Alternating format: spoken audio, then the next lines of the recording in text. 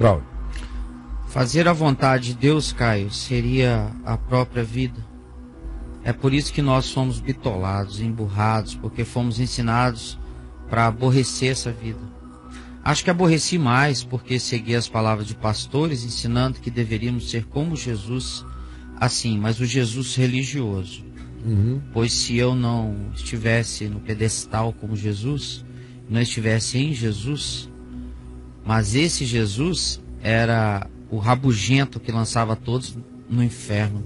Ele é o Jesus da religião, do contra, mal-humorado, chateado, certo. Até os crentes que erraram, eu os julgava e os lançava no inferno com os meus olhos, pois me julgava de Jesus. Hoje, graças ao Papo de Graça, aprendi que ter Jesus é sair da toca para amar até o ponto de serem pisados. É verdade. Agora, olha só uma contradição. Quando a gente não lê Jesus, tendo Jesus como a chave hermenêutica, não dá nem mesmo para ler Jesus sem Jesus como a chave hermenêutica. Como é que é, Caio? Perdão. Não ter Jesus como chave hermenêutica interpretativa é uma coisa tão séria, porque não dá nem mesmo para ler as palavras de Jesus sem ter a pessoa de Jesus como chave interpretativa das próprias palavras dele. Exemplo. Ficando aqui com esse irmão ou irmã, é ele ou ela aí? Ele agora. Ele. Pois bem, ele disse que seguiu a um Jesus chato, rabugento, construído pelos pastores. Bom, a palavra que ele usou para descrever isso aí foi a palavra aborrecer. Não foi a palavra inicial? Foi aborrecer. Que é uma palavra tirada do Evangelho. Aborrecer essa vida. Quando Jesus diz, aquele que não aborrecer nesta vida. Olha só, uma frase. Olha só. Você nunca ia pensar, quando se lesse essa palavra, aborrecer essa vida, associá-la ao Evangelho, né? E se estivesse lendo ela no Evangelho... Não, na carta de alguém. Ah, na carta de alguém? De um Evangelho. Com certeza. Eu não iria. Para mim é impossível não ver a relação. O fragmento. Isso é um trabalho de juntar fragmentos de alma, de pedacinhos de alma. Entendi. De onde vem? Vem de uma interpretação errada do Evangelho. Olha. Aborrecer a sua vida neste mundo por amor a mim não é digno de mim. Aí o cara diz, bom, então eu tenho que aborrecer a minha vida nesse mundo. Sabe, eu odeio piscina. Tudo que ele gosta, ele passa a ter raiva. Como é que funciona o entendimento de aborrecer a minha vida neste mundo, aborrecer a sua vida neste mundo por amor de mim, quando você não tem Jesus como a chave hermenêutica interpretativa? Você fica lidando só com palavras, as escritas, palavra aborrecer, abre o dicionário, aborrecer, o que significa? Sim. Ficar chateado, ou ainda está irritado, ou irritar, depende de quem é o sujeito ou o objeto dessa relação, certo? Vai depender. Mas não me esclareceu nada, porque se for ler a letra, eu vou sair dali e vou dizer, o que me aborrece nesse mundo? Bom, me aborrece não fazer, em primeiro lugar, o que eu gosto. Podendo fazer, não fazer, me aborrece. Então, eu gosto de piscina? Gosto. Então, eu não vou mais para a piscina. Eu vou me aborrecer. Você acredita que... É nessa linha... Esse é o princípio da santificação religiosa cristã. Você sabe disso. Lá em Minas você já viu isso acontecer. Quando uma senhorinha da Igreja Católica, por exemplo, quer fazer uma penitência ao Senhor. Sim. Não pode sair de casa, já é velho. O que ela faz? Ela gosta muito de doce de coco. Aí ela para. Ela para de comer um mês, um ano. Faz uma penitência. Doce de abóbora. Ela se aborrece. Você entendeu? Quem tem mais saúde, pessoal, ou não é católico, por exemplo. No catolicismo, a coisa subir uma escada de joelho, ou se privar de alguma comida, ou deixar de fazer alguma coisa, são as penitências, ou mesmo um jejum. Parar de beber na quaresma. Na quaresma. Comer carne. Na igreja evangélica, depende. Nas tradicionais tem certos tipos de penitência. Nada oficial. Nada doutrinado. Eu estou falando que essas coisas funcionam na cultura e nos acordos tácitos do grupo. Ninguém fala, porque no meio evangélico não existe penitência. Só no meio católico. Mas as pessoas fazem suas penitências, porque a alma é construtora de pirâmides, está todo mundo na mesma. Tanto faz ser egípcio, se é maia, se é bretão, em Stonehenge, ou se é celta, todo mundo faz pirâmides, todo mundo quer chegar lá por conta própria. Então a penitência é a minha pirâmidezinha, eu estou fazendo a minha religião para chegar, para agradar a Deus. É o meu altar de Caim. Estou fazendo, todo mundo faz as suas. Você está me entendendo? Sim. O que eu estou falando então? Então, olha só, o cara está se aborrecendo. Então, uma das maneiras de o indivíduo chegar e fazer isso, dizer, vou me santificar, eu vou agradar a Deus, é aborrecer a sua vida nesse mundo. Isso vale para todo mundo. Ele vai matando, assim ele diz, eu estou matando também os prazeres da minha carne. Gosto demais de comer feijoada, então vou ficar meses ou um ano sem tocar em feijoada. É uma penitência. Não é por causa da saúde física, não é por causa do colesterol, não. É para galgar alguma coisa espiritualmente. Para botar mais uma pedrinha nessa pirâmide. Sabe? Não vou falar palavrão. Santificação de jovem. Senhor, eu te prometo que eu vou parar de falar palavrão. A moçada está me entendendo o que eu estou falando aí. Não sair na mão. Opa. Não vou, Senhor. Vou ter que orar por um possesso. Vou segurar a onda, vou segurar só a onda. Vou santificar a mão direita. Isso. O cara é a penitência dele, faz uma supressão. Você entendeu? Mas está construindo o altarzinho dele. Aborrecer a vida nesse mundo. Agora veja o que eu disse no início. Até palavras de Jesus lidas sem que se tenha Jesus como a chave interpretativa, a pessoa de Jesus, os modos de Jesus, o jeito de Jesus, o comportamento de Jesus, a atitude de Jesus, descritos nos evangelhos, nos atos de Jesus, sem que eu tenha o Jesus encarnado, agindo, eu não consigo nem entender as palavras dele. Se elas fossem só palavras soltas, entendeu? Eu não tivesse um único exemplo do Cristo encarnado, e foi Jesus e andou na direção da casa de Jairo, indo de caminho para a casa de Jairo, para ressuscitar a filha de Jairo, veio uma mulher que sofria de uma enfermidade há 12 anos, e puxando as suas vestes por trás, porque dizia, se eu ao menos tocar nas suas vestes eu serei curada, vindo ela por trás trêmula, tocando, viu que imediatamente foi curada, e Jesus parando disse, quem me tocou nas vestes?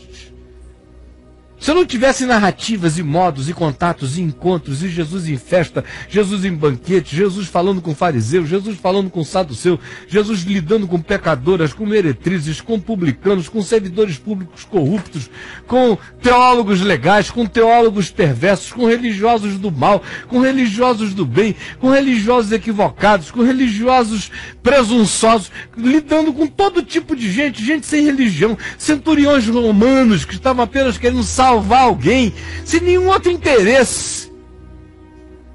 Se eu não tivesse todo esse acervo de encontros humanos, Jesus lidando, se eu tivesse só Sermão da Montanha, bem-aventurados os humildes de espírito, bem-aventurados e tal, só as palavras de Jesus, meu querido, o evangelho ia virar uma coisa horrorosa. Você está me compreendendo? Porque para eu entender até as palavras de Jesus, eu preciso do verbo encarnado. Eu preciso ver como é que esse que é o verbo eterno se encarnou e como é que ele tratou. Por exemplo, a palavra aborrecer a vida neste mundo. Aborrecer a vida neste mundo. É contigo ainda, irmão, que eu estou falando. Eu não me esqueci de você. A resposta a você, certo? Aborrecer a vida neste mundo. Sem o Verbo encarnado, sem Jesus, a chave hermenêutica, sem as narrativas do comportamento, das atitudes de Jesus na vida, como é que fica se eu só leio isso? É encher o saco de tudo e de todos. É desistir de tudo, é ir para um mosteiro e me negar, virar um monge capuchinho lá em Portugal, sabe? Dormindo naquelas camas de pedra, lá no mosteiro dos capuchinhos, lá no Alto de Sintra. É tudo baixinho assim, tem até cortiça no teto, para o cara não bater, não doer tanta cabeça. Pra amortecer. E também porque como não pode ter luxo nenhum, eles forraram com um estofozinho de uma madeira assim, de cortiça, para o cara deitar na cortiça, senão todo mundo morria de pneumonia na primeira semana. Mas não podia ter mais nada, tudo ali. Aquela vida pequenininha, assim, aborrecer a minha vida nesse mundo. Não gosto. Não, eu gosto de todo um óleo. Eu quero, então eu não posso desejar. Ele vira assim, porque crente vive assim. É bonito demais, não é feio. Parece ser gostoso, então é horrível. Seduz, é atraente. Não, é diabólico. É diabólico. Fica todo mundo no monastério do Monge da Rosa. Monge da Rosa? É, do nome da Rosa. Humberto Eco. Só ouvindo eco. Ali, só doido. Babando. É assim. É isso aí, cara. É. Aborrecer a vida. Aborrecer a vida. Agora, quando você tem Jesus como a chave hermenêutica, aí você vê como é que Jesus lidou com a vida. Chegou num casamento. Ele acabou com a festa? Não. Hein? Não. A festa tinha acabado por conta própria. Porque faltou vinho. O que ele fez? Se ele aborrecesse a vida, o prazer, a alegria, a dança, a celebração, o sexo gostoso que ia rolar entre aqueles dois ali depois, que não seria tão gostoso se o vinho acabasse. Porque eles iriam para a cama humilhados, especialmente na antiguidade. Faltar alguma coisa em casa, numa boda de casamento, era vergonha para o noivo, broxava o noivo. É mesmo, cara? É. Olha isso. Broxava o noivo, não podia faltar nada. Tinha que ser fartura total. Ele estava ali salvando a gala dos dois também. A festa da moçada e a gala dos nubentes. Vai, meu filho. Sim, não tenha vergonha essa noite, ao contrário. Todo mundo foi perguntar ao dono da casa e o noivo ficou ali sem saber responder. Escuta, que negócio é esse? Tu guardaste o bom vinho até agora? Olha ele enchendo a bola dos caras. Veja se ele está aborrecendo a vida. Na perspectiva de ser do contra. Olhe para ele em todas as outras ações dele. É convidado para comer, veja se ele cospe no prato. Você já viu Jesus reclamando de alguma comida? Ao contrário. Em Lucas 10 ele diz, se vocês entrarem na casa de alguém, comam o que lhes for oferecido. Não fez dieta para nenhum deles, comam o que lhes for oferecido. Com gratidão. Saúdem os filhos da paz. Andem com gente boa. Olhe para o Evangelho. Veja Jesus dizendo aos amigos dele, como eu desejo comer de novo com vocês essa Páscoa no reino de Deus. O que é isso? É aborrecer a vida ou é amar a vida? Quando ele diz aborrecer a vida neste mundo, ele não está falando de aborrecer a vida no planeta, no cosmos, na natureza, na água gelada, no mar, no sol, no céu azul, no encontro humano, no abraço, no cheiro, no perfume, na beleza, na estética, no sabor, no prazer. Também na dor, no sofrimento, na solidariedade, na agonia. Não. Ele não está falando disso. Ele está falando de aborrecer, é o processo sistêmico de colocar a vida a serviço do príncipe deste mundo, do curso deste mundo. Eu tenho que aborrecer a mesmice desse fluxo, a idiotice desse fluxo, a alienação desse fluxo. É seguir porque todo mundo está indo. É ir porque todo mundo foi. É não deixar de ir porque a maioria já está lá. É sem saber nem por que vai, é sem discernir. Eu tenho que aborrecer os fluxos deste mundo e discernir o que tem significado e o que não tem. Para ver o que me serve e o que não me serve, aonde eu vou, onde eu não vou, com quem eu não vou. Não estou a serviço do príncipe deste mundo, nem estou a serviço dos prêmios deste mundo. Você entendeu? Mas eu só vou equilibrar essa noção se eu olhar para Jesus vivendo. Se eu ficar só com a exegese dos termos, sem Jesus como chave hermenêutica que me interpreta aquele termo, aquela palavra, porque ele não é esquizofrênico, portanto, tudo que ele mandou viver, ele viveu, porque ele é o verbo, a palavra encarnada. Então, para eu entender o que ele está dizendo lá, eu preciso dele vivendo o que ele mandou viver, porque ele não mandou ninguém viver nada que ele não tenha vivido. De modo que eu sei como é ser gente, eu sei como é ser para Deus, eu sei como é ser homem, eu sei como é tratar a mulher, eu sei como é tratar amigo, eu sei como é tratar o inimigo, eu sei como é tratar o adversário político, eu sei tudo isso em Jesus, porque Jesus lidou com todas essas coisas e me ensinou por palavras e ações a como lidar com todas elas. Então, companheiro, se você não integrar essa percepção aí dentro de você, se ela não virar uma coisa só, uma compreensão só, você nunca vai conseguir ser feliz andando com Jesus, porque a lavagem cerebral que fazem da construção de um Jesus, conforme o escultor local, o fazedor de Jesus local, porque está cheio de fazedores de Jesus. Todo púlpito é uma bancada para o cara entalhar um Jesus ali. São entalhadores de Jesus, escultores de Cristos, de conceitos de Jesus equivocados ali. Então você tem que largar isso tudo, lavar isso tudo, pegar o Evangelho puro e simples, reler e crer que Jesus é daquele jeito, não conforme os pastores lhe disseram. Quem é que precisa de algum pastor dizendo como Jesus é, se pode ler direto nos evangelhos, sentir de cara como ele é? Descubra você mesmo, confie em você, está tudo aberto, não está selado.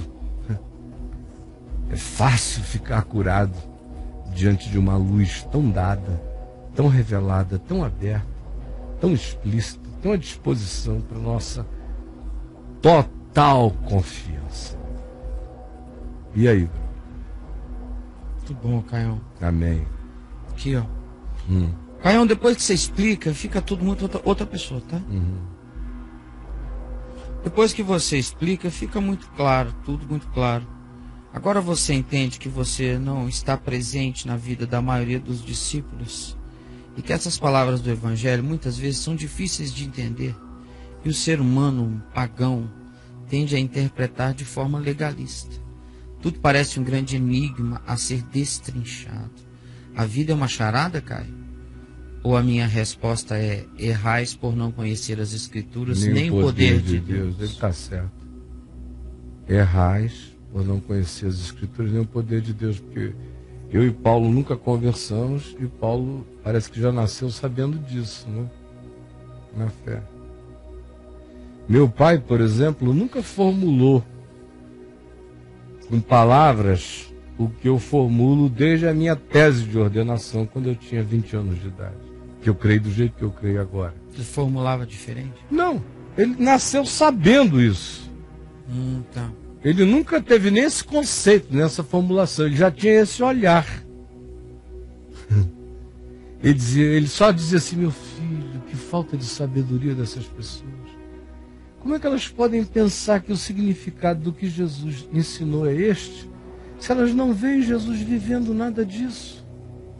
Era a simples pergunta que ele fazia, mas que já esclarecia tudo para quem quisesse entender. E ele não foi instruído por ninguém assim. Essa já é uma instrução natural quando você não sofre lavagem cerebral da religião. E quando o que você aprende primeiro é o Evangelho e não as doutrinas da igreja, que foi a maravilha do meu pai, por exemplo. Porque meu pai se converteu ouvindo um versículo de Hebreus 11:1. Iniciou o processo explícito. Maravilhoso. Foi para casa, ninguém sabia, e pediu para minha mãe abrir em Hebreus 11. Levamos um susto, ele leu. Hebreus 11 achou o capítulo lindo como literatura. Aí foi para Gênesis e disse, vou ler o livro todo. Aí minha mãe disse, não, mamãe foi muito sábia. Ela também jamais iria nem pensar em dizer, nem sonhar em formular uma coisa tipo Jesus é a chave hermenêutica para a compreensão das Escrituras. Não, mas o que ela fez? Fez isso. Ela disse ao meu pai, raciocinando apenas, do jeito que ele é, inteligente, crítico, humanista, ele vai se engatar aí no Velho Testamento, no livro de Levíticos, e não vai passar dali. Aí o que ela disse? Não, olha, esse é um livro diferente. Você só entende o início desse livro depois que você compreendeu o final. Comece a ler aqui de Mateus para frente. Entenda bem o que Jesus disse. Depois pode ler o resto. Sábia, mamãezinha. O que ela estava fazendo? Ela estava fazendo com meu pai o que eu estou ensinando a todo mundo aqui. Com palavras. Aí ele leu. Mateus, Marcos, Lucas, João. Chegou no capítulo 19, João. Bum! A conversão. Começou a ler 3 da tarde, 2 da tarde, de madrugada. Ele estava em João 19, lendo de carreirinha. Sem ninguém, sem intérprete, sem nota de rodapé, sem comentário bíblico. Não! Lendo português de carreirinha, como se lê um livro. E a luz do Espírito já está presente. Na avidez da leitura. Quando ele chegou no capítulo 19, estava tudo explicado dentro dele. Pá! Aí ele disse, eu sei, Jesus, que não foram os romanos nem os judeus que te mataram. Quem te matou fui eu, me perdoa. Compreendeu tudo. Dali para frente. Então, qual é a diferença? É que ele se converteu lendo a palavra, lendo o Novo Testamento. Ele se converteu direto na fonte. Sem intermediário religioso nenhum. E os que tinham existido na vida dele, tinham existido na infância e adolescência católicos. Tinha deixado isso para trás há muito tempo. Então, nenhum evangélico, nenhuma doutrinação, nenhum catecismo. Leitura da palavra, eu te matei. Me perdoa. Aí começa a ler a palavra, sua palavra, sua palavra, sua palavra. Esse entendimento ficou assentado nele. Agora, hoje em dia o que acontece? Ninguém lê a palavra. Nem primeiro e nem depois, e nem durante. Hoje em dia as pessoas só ouvem pregadores. Sim. Aí pronto, não há esperança para quem não lê o Evangelho e só ouve pregadores. Pregadores, vai de um púlpito para o outro. São todos escultores de Jesuses.